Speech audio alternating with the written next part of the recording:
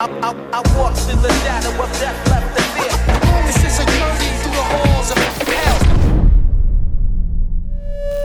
Yes people, what is good? I am BA and today's movie I want to talk about is Be Kind, Rewind. Now this came out in 2007 and the first thing I want to say about this film is, to me, this is one of the few movies that came out basically post 90s that captures that magic of, you know, an 80s film, like The Goonies or something. For me, it might not for anybody else, but for me, this is one of the few movies of this era that just feels wholesome and like an adventure and just like something you would have got in a different time period that no longer exists. Now, it stars Jack Black and Mos Def, and the basic premise is they work in a video shop which is in a building which one of the most famous jazz musicians in their area used to live in, and their video shop is not doing well financially, so they are close to getting shut down and the building condemned. So they are desperate to save their video shop and thus the building so they can preserve the memory of this jazz musician. Now that sounds all nice and good and wholesome, but it certainly doesn't sound like something I'd usually watch or find interesting.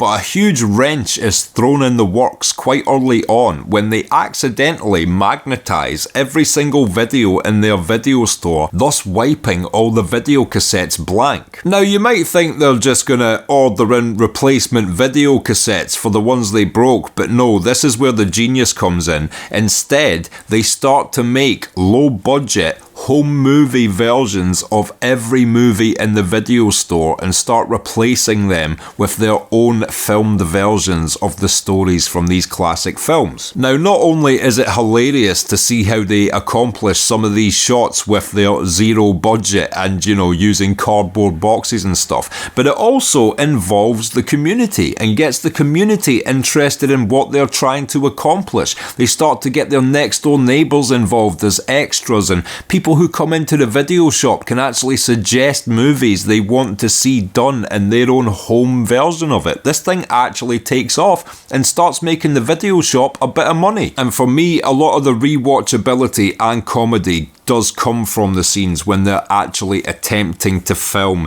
these low budget versions of classic movies. It's so funny to see how they do it. It's always so entertaining, and I can see why the community would prefer these to the actual films. You know, if there was a video shop in my local area and instead of the actual movies they'd done weird replacement versions using props they'd made themselves and that, curiosity would definitely get the better of me, and I would at least rent a few of them. And I know Jack Black's a bit played out nowadays, but him and Mos Def are a great comedic duo in this film. You know, Jack Black playing the silly guy to Mos Def's straight man who brings the heart and soul and more the explanation of the history of the building and those aspects into the movie. And also, just while we're on the subject, Mos Def is just an absolute hip-hop legend. If you've never heard it, check out the song Mathematics by Mos Def on YouTube. One of my favourites. Also, shout out to Danny Glover, who is also in this film. He plays the actual video shop owner that these two guys work in, so he also explains a lot of the history of the jazz musician and stuff like that, and sort of plays the thorn in their side towards their mission to make these home movie versions. He's very much a traditionalist. He doesn't believe any of their plans are going to work, etc. So part of the film is about them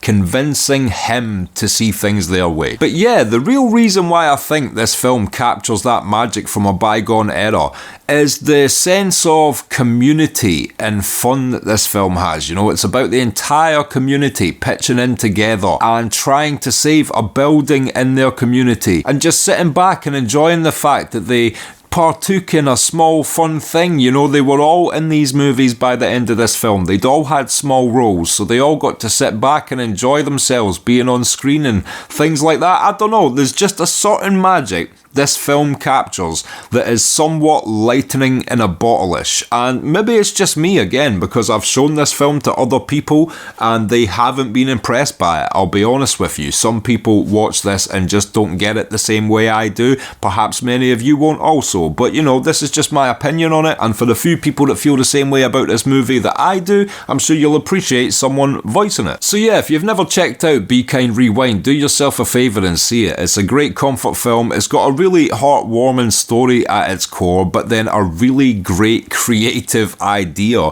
to generate lots of comedy as well. So that combination alone should perhaps have you sold if you haven't watched it yet. And until next time, if you've liked this video, click like, subscribe, comment down below, come over to the Patreon, sign up and help support me personally. I've been BA. Peace.